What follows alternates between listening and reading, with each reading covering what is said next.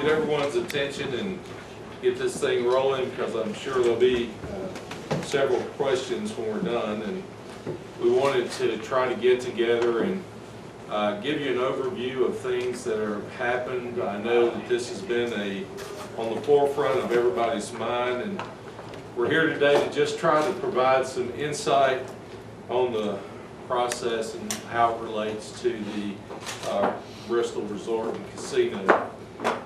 This is a project that's garnered a great deal of conversation throughout the past couple of months, and Israel and I have been very actively talking to both pastors, constituents, investors, and looking at all the avenues in which this process has gone through, as far as with the city and their agreements that and votes that they've taken, and being the legislators that represent the city of Bristol have taken a keen interest in what our role is going to be in this. You know, as far as legislators in Richmond, I have never believed, and I don't believe, that we need to be deciding what's best for localities, for Bristol specifically, and that's why we feel, Israel and I feel, that we need to be placing this in the hands of the people of Bristol, the Bristolians that live here, work here, and will be affected directly by a casino. I've personally, throughout my 18 years in the General Assembly, have voted against casino bills, liquor by the drink bills, and it's mainly because I don't think it should be us making those decisions. I think it should be the people that the casino or gambling bills and liquor by the drink bills would typically affect. You know, prior to bills that have been introduced, it's been take it or leave it. You know, if the General Assembly decides that liquor by the drink or horse racing, for example, should be done, then either you take it or you leave it, and I haven't supported those in the past. So today, Delegate O'Quinn and I are announcing that we'll be filing bills in the 2019 session to ensure that the residents of Bristol have the right to voice their opinion on this proposed project by local referendum. And when I say local referendum, I'm talking about the city of Bristol, not a statewide referendum. It's no secret the financial situation in Bristol is bad, and it's no secret that our opinions to dramatically improve those situations are very limited. Bristol is landlocked on all sides, and every piece of property in which to locate a new business, such as much less than businesses that can bring thousands of jobs, are not available here in the city. The proposed project is once in a lifetime opportunity for Bristolians, and they'll need to decide the path that they prefer. If they prefer to go down the path of allowing this proposed project, the casino portion of the project will be the most tightly regulated industry in Virginia. While the casino itself that's being proposed for Bristol is only 9% of the overall project, it will be exceptionally regulated by what we do through this legislative process. If they reject this referendum, if we're successful in getting the bill passed and Bristol rejects this proposal, then you know, additional decisions will have to be made for Bristol because of the financial and the future of this city, and rarely seen in situations where cities become completely insolvent, but the Commonwealth, led by the Secretary of Finance, will act as needed to mitigate situations should they present themselves. So we have a situation in Bristol that we have to look at as far as the economy here.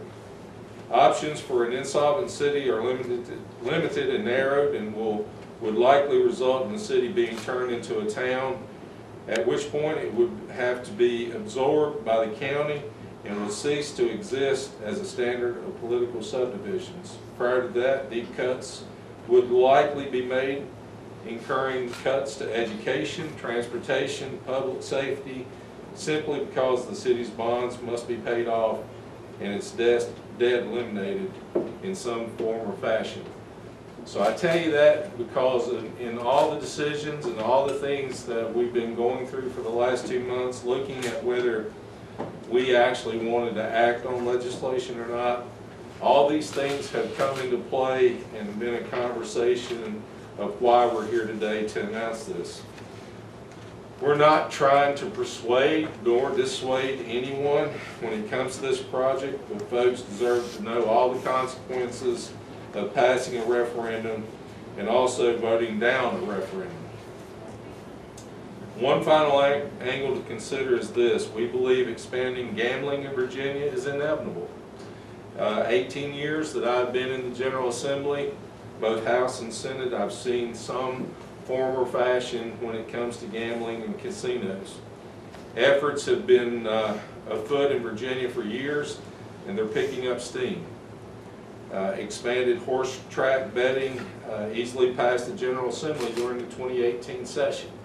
During that session, I argued on the floor and wrote many editorials about why that should have been done in a referendum style. The Pamunkey Indian tribe also was able to open is able to open a casino in Virginia, and there are few options for stopping them as they are a federally recognized tribe today.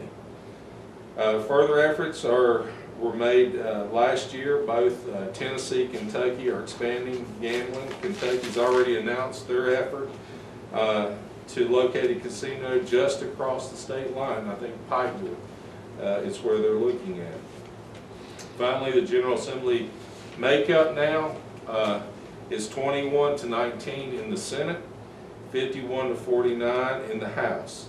The likelihood of a bill passing in the near future that would include no public referendum whatsoever is very, very high. So today we firmly believe the issue is one that is coming sooner than later, and we also firmly believe the citizens of Bristol deserve the ability to decide on their fate, which is why we are introducing legislation to give the people of Bristol the opportunity to vote on a local referendum on this decision and take this approach as we enter into the General Assembly in the 2019 session. Here to give you an outline of how this process will work and where we go from here is my colleague and friend, Delegate Israel Quinn. Thank you, Senator Carrico, and good afternoon. Thanks to everybody for coming out today. Senator Carrico and I do firmly believe that the public referendum is the right way to go with this issue. The local public referendum, as he said, not a statewide referendum. I can tell you that we have met with a lot of people during the entire course of this discussion. We've met with people who are adamantly opposed to this, and we absolutely understand their point of view. And we have told them exactly the same thing we're telling you today. We've met with people who are 100% in favor of this project, and want it no matter what. And we've told them exactly the same thing that we're telling you today. Whether this project goes forward or whether the capital investment that's being offered up goes somewhere else, the people of Bristol have the right to decide their own fate, and that's what we've had both the opponents and the proponents both ask for. Is the ability to be able to decide this issue at home, not to have it decided for you at the state capitol. The scenarios that Senator Carrico walked through are certainly a real possibility. Locating a casino here in Bristol would not have been our #1 way to try to get to the root of the fiscal issues that we're all working through collectively. But as state legislators, we have a fiduciary responsibility to ensure that a project of this magnitude is brought for full consideration by everyone who's going to be affected. To put some context around this, we have a recent development in Virginia where, by the way, the Virginia Economic Development Partnership, better known as VEDP at times, they recently put together a winning proposal for Amazon's HQ2. Obviously, there were a number of very detailed requirements. You needed a vast public transportation system, immediate proximity to an international airport, among other things. And of course, that wouldn't have allowed us to compete for that here in Bristol. The VEDP's proposal included $573 million on the barrelhead to a company that is a multi-trillion-dollar corporation. And that included 25,000 jobs for a region that already has exceptionally low unemployment. So it's worth noting that, just for full disclosure on everything, that this project is going to require, should it be passed by the residents of Bristol, $0 from the Commonwealth of Virginia, $0 from the city of Bristol. It's going to create a fifth of the jobs that the Amazon deal is going to have. It's going to be about 5,000 to 5,200 jobs. And so for that reason, we believe that everyone in Bristol deserves to have all the facts about this proposal and to have the opportunity to vote this up or vote this down.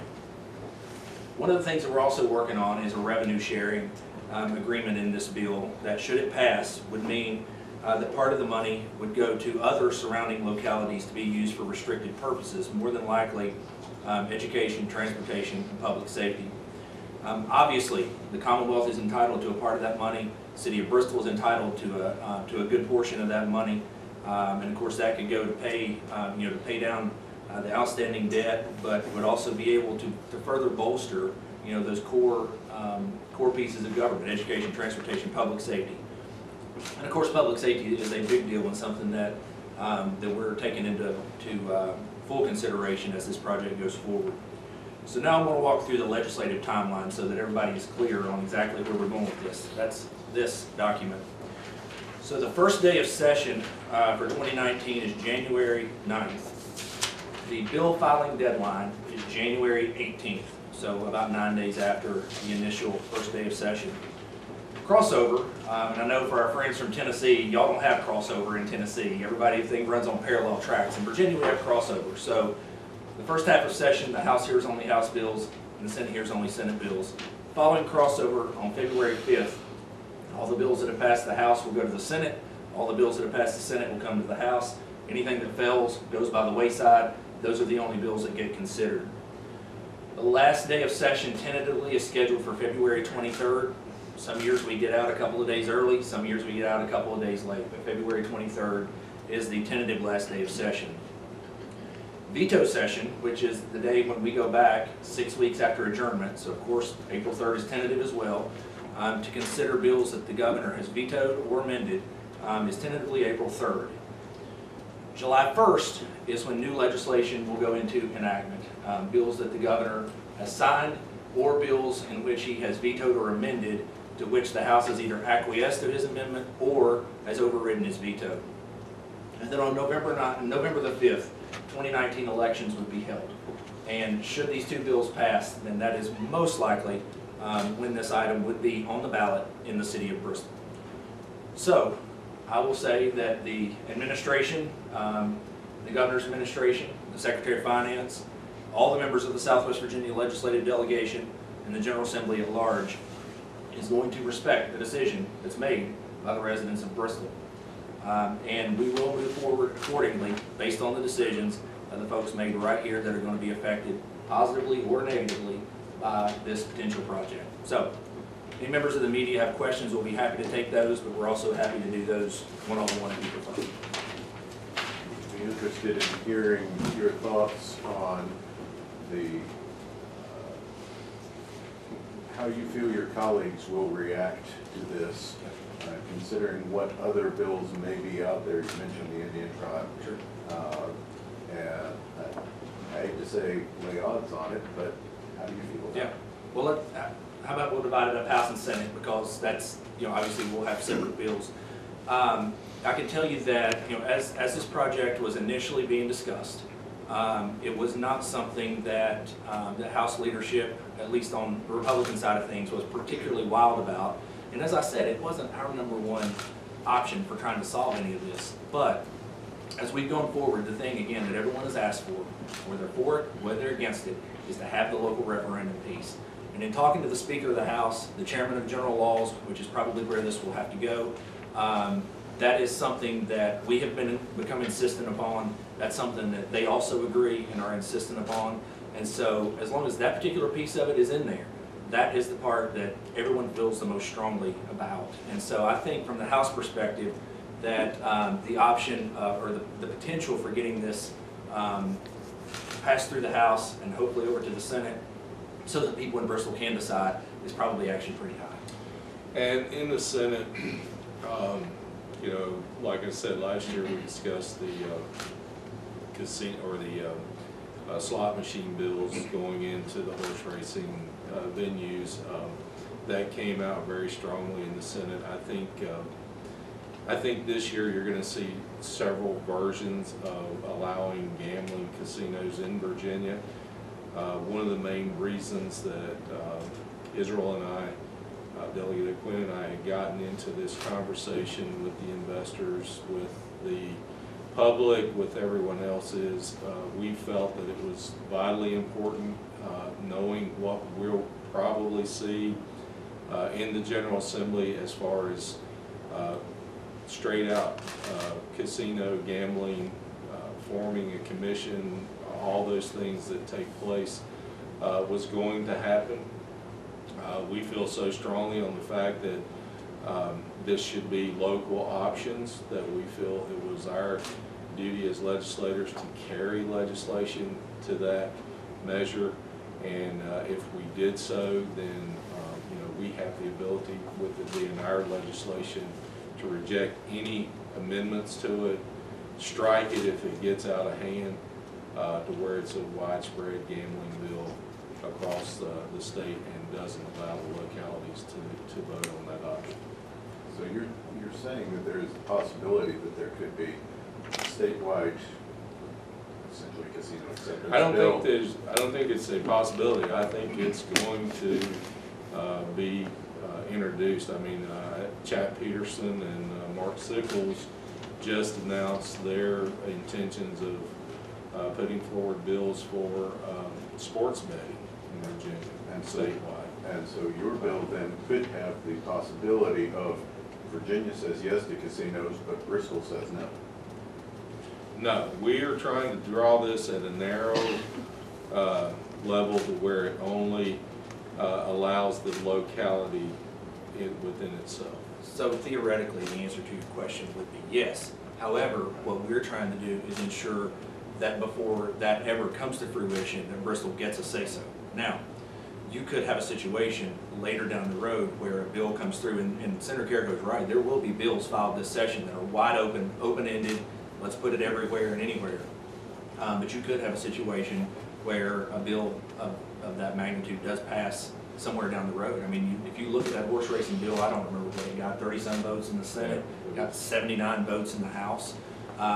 We didn't vote against those bills because, again, I mean, the local referendum is the sticking point for us, or we didn't vote for those bills, because the local referendum is a sticking point for us. So, you know, yeah, that we feel like that Virginia is going to be getting into that lane sooner rather than later. I mean, we're nearly there as it is, but for us, you know, Bristol's a small city. This is a small community, and we want people to be able to, again, be able to decide their own future. Nothing will stop future General Assemblies from coming back and trying to make it statewide, but our agenda is to narrowly go at it through a referendum style approach. You talked about restrictive. If you guys get the bill passed and the voters approve it, what else will the state have to do in terms of oversight? We're looking at an arm of the lottery to do a section of the lottery as a commission that oversees gambling casinos with very tight regulatory measures put on any of facilities that the referendum passes and they were able to put in. So in our bill, it will be looking at an arm of the lottery department to regulate the casino if it's approved. And there are a lot of pieces of that, that obviously this new regulatory arm of the lottery, who's probably the most equipped. We've looked at different agencies, they're probably the best equipped to be able to handle something like this, should it come to fruition. But that's the arm that we're looking at, and then there are all sorts of other things that will be fleshed out. You know, one of the things that we've been insistent upon, you know, being in there, that I anticipate will, you know, should it pass, it will stick and be part of state law, is, you know, no admittance under 21. I mean, there are lots of different things to take into account here. And, you know, and again, you know, if this gets rejected at the ballot box, it all kind of poofs into thin air. If it passes, then we've all got to knuckle down and figure out how to keep this thing regulated, you know, as tightly as it possibly can be. And, you know, and I think that's something that, you know, those who are against it would want, and I think that's something that those who are for it, you know, believe is also the right thing to do. So that regulation would come to fruition in the 2020 session then? Sure, yeah. Okay, More than likely, yeah. okay. You know, it would have to be a referendum vote that has said that we want this, and then that would go into 2020, and then the regulatory measures will be put into place. And just for an example, I had this conversation just a couple of days ago, because as you know, in some states, some casinos offer free alcohol, free food, all this other stuff. In Virginia, we have ABC laws that have a ratio of how much food has to be sold in order to serve so much alcohol. Those would all apply to this casino. So we already have regulatory measures that other states don't have, that this casino has to abide by. Just want to follow up, just to clear this up. Will you introduce it in the House then during like the first week of legislation, or? Yeah, I'll have the House bill, Senator Carrico will have the Senate bill, and I suspect it'll be filed in that window between January 9th and January 18th. Yeah. And the reason for that is, as you heard Delegate O'Quinn's analogy of the timeline, once you reach crossover, if you have one in the House and one in the Senate, you know which way each one is So going. both bodies know what it's about, because Yeah. it's the same bill essentially, right? Yeah, you can move it a little quicker after we also. Another clarifying question, you mentioned that there was a revenue sharing agreement. Is that just something that you're considering, or will that definitely be a part of this bill? It'll be part of it. We're still a lot to be hashed out there as far as percentages and who and what's included, but it'll be in there. And the makeup of which counties will be affected by it, because you're trying to get the counties that surround it that will be impacted the most by it. And you'll have to do some type of authority to oversee how that money is spent. Yeah, another thing, so talking to developers, I know they had, when asked, you know, why do you think this will be different, they had said that they would kind of isolate casino construction to parts of the state that are economically disadvantaged, like Bristol. So is that, you know, element of economic isolation a part of this? Sure it is. I think that, you know, given the limited amount of economic opportunities that we often have in Southwest Virginia, you know, even with all the resources that the state has, you know, there's still things that arenas you just can't compete in. So sure, that's part of it. But I think the fact that you have people here who are willing to put their name and their reputation and their money behind something like that, then for us to be able to present that to the voters to say, do you want to do this or do you not? Because the other two options we have is to go to Richmond, file a bill that says you're going to get casino gambling whether you want it or not. The second option is to say to, you know, 5,000 jobs and $200 million in capital investment, you know, take your project and please leave. You know, you got people who are, you know, would be very upset either direction you go there. So, you know, for us, it's everyone needs to understand all the consequences of yes and no and vote accordingly. But is there any like language of the bill that would say prevent a wealthier part of the state from building a casino? No, because this is a Bristol specifically. Okay, so it's super narrow. It's very narrow.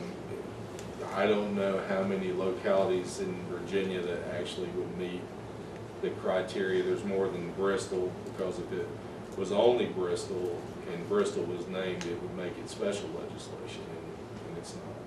Would a potential casino have table games or a sports book? Would a potential casino have table games or a sports book?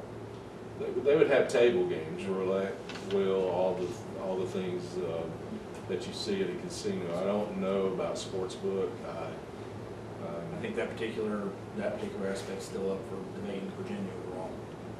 That particular piece would probably be a statewide decision. I mean, it's kind of like the lottery. You can't just have a lottery in certain counties. You either do it or you don't.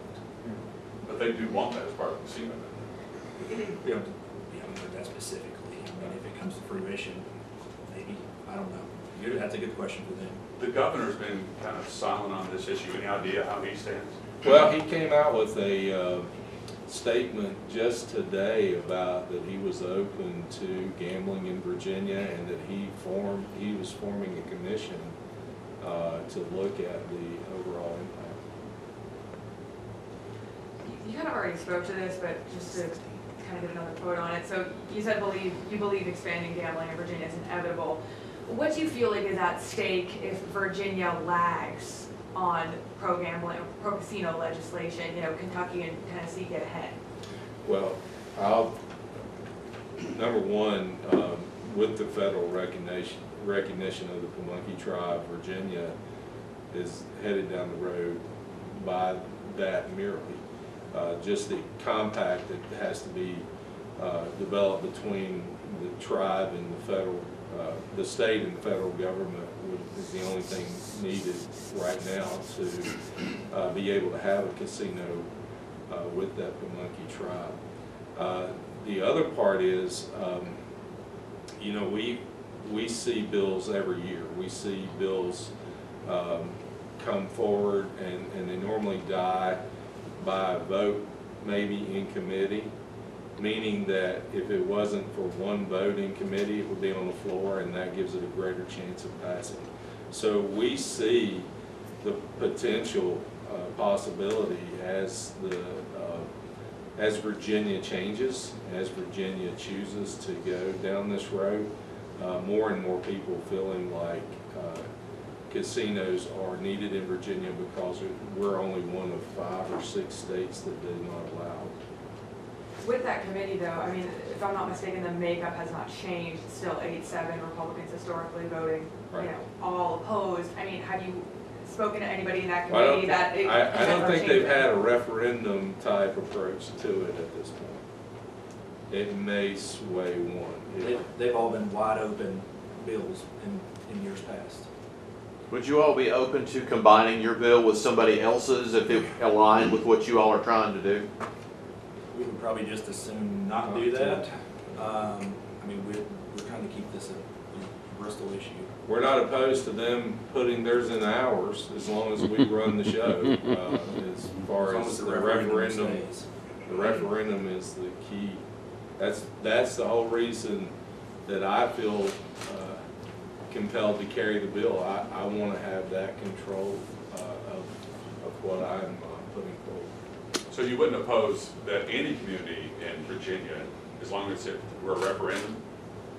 Well, yes and no. I think philosophically, we think that you should have a local referendum when you're deciding on a public policy shift of this magnitude.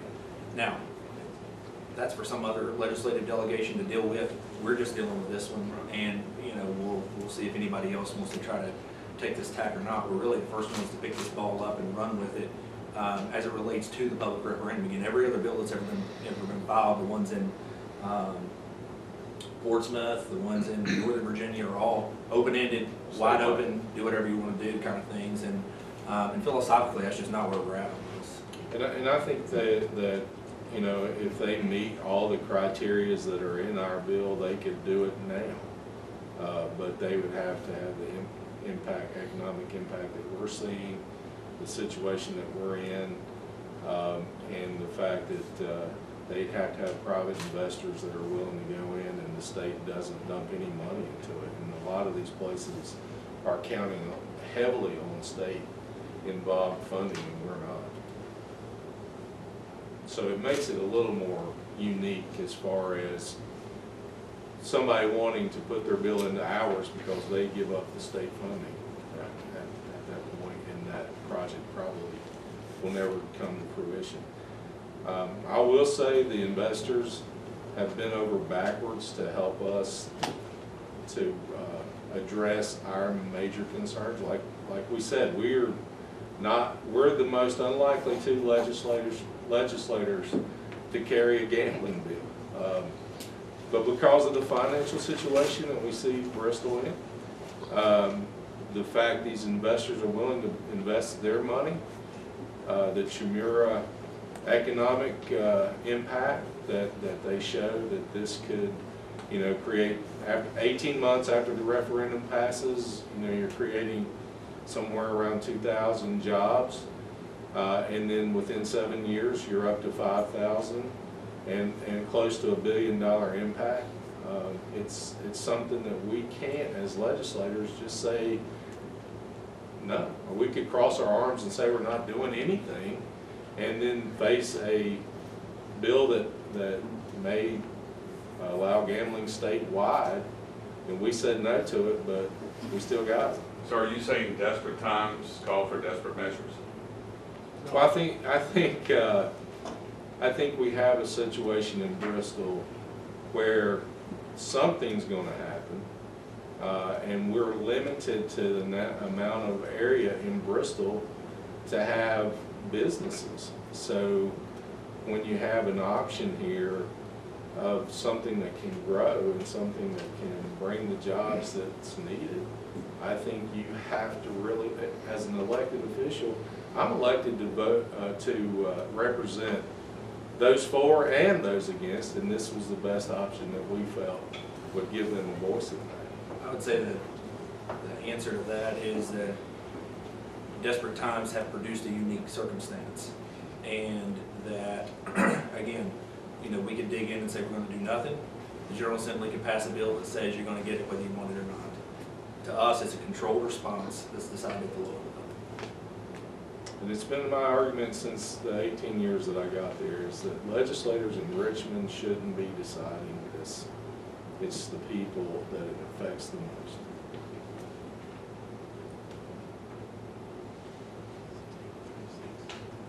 Any questions? I just have one more question, more clarifying, because we keep saying, this, the fact that there will be other, pro-casino, pro-gambling legislation pushed in Richmond is inevitable. Can you just walk through one more time what you anticipate or what you have heard some of those potential possibilities are that has kind of tied your hands here? Yeah, so Portsmouth has tried for several years now to be able to do this. Doesn't include a local referendum. You've had a drastic expansion of on and off and historical horse track betting, which every single hurdle that hits, it clears easier and easier and easier. Obviously, you've got other localities that are looking at it. Again, you've got the Monkey Indian tribe in New Kent County, who, for all intents and purposes, is pretty much already there. And so for us, again, Virginia is moving this way. And, and we want to ensure before that wave hits that, Bristol gets a say-so in the matter. And just the example of the off-track betting, I think it's Gate City, somewhere in Scott County, they have Weber City, that's where they have an off site there. And last year, because there wasn't that much betting on the horse races, they decided to put slot machines in those facilities. And that was the argument on the floor that I made is, should this localities be making these decisions and not us to put slot machines in these facilities? And they rejected that decision and voted 30 to 10 to move forward in the Senate. So it's coming. You're speaking more of like incremental progress that has led up to this, but do you know somebody specifically that is pitching a bill this session? Yes, I do. Okay. Yes. Multiple people. for pro casino style gambling legalizing whole state of Virginia. Yes. And also in specific localities. And- To my knowledge, and at this sports point, betting. we are the only ones with a bill that has a local referendum attached to it. How do you prevent from getting this caught up in all the riffraff from everybody else then? Everybody gets, I mean, our legislators really not be paying attention, aren't they? Yeah, they're paying attention. They have looked at this as a unique way of dealing with it. I think that there's been comments by the chairman of I'll help you here, who oversees these bills in the House. Chris Peace. And then there's been comments from Frank Ruff in general laws in the Senate. And, you know, they know these are some approaches that are coming, and they've been discussing this. So this is not a secret that, you know, all these bills are going to be coming at us this year in the General Assembly, and we've got to decide, are we going to take a path in that direction? And do we do it with a local referendum? Or are we just going to kill them all and wait another year? Caesars just announced they're closing Tunica, and I read a piece on Bloomberg that industry analysts say right now demand is actually softening in the casino industry. Do you have any worries that you are chasing something that is actually starting into a decline? Well, for me, the fact that the way that they have designed this as a resort and casino, I mean, having a venue that can have an entertainment type side to it, hotel, a kids zone, and a casino is just like 9% of that project. I think that they are looking at a potential growth, not just for casino, but for all the other use that facility can have. If they were just going to open a casino, I think you're right, but they're looking at a far greater draw than just a casino. Yeah, and I think that's a business case that they have to make. I mean, that particular piece of it is, I mean, that's not our place to decide that one way or the other. I mean, that's theirs. And, you know, I mean, just to be clear, you know, we're not chasing anything. If we were chasing something, we'd be up here announcing that we have a bill that if it passes the General Assembly, Bristol's going to get this come July 1. If we were chasing it, that's what the bill would say. We are offering this opportunity to residents of the city of Bristol so that they can decide one way or the other which path they're going to go down. Plus, you don't have any money in the state, it's all profit money, right? $0. So Yep. you're not really chasing anything. We're not chasing, Yeah. not as legislators.